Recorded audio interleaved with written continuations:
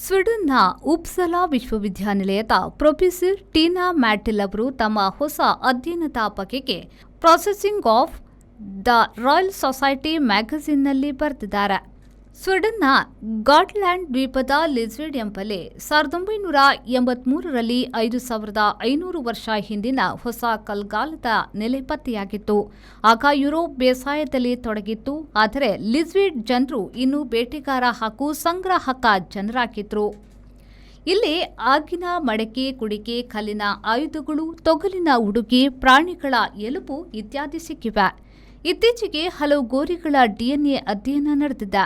ಹಿಂದೆ ಹೂತ ಸಂಬಂಧಿಕರ ಎಲುಬಿನ ಜೊತೆಗೆ ಹೊಸತಾಗಿ ಸಾವಾದವರನ್ನ ಹೂತಿರುವುದು ಕಂಡುಬಂದಿದೆ.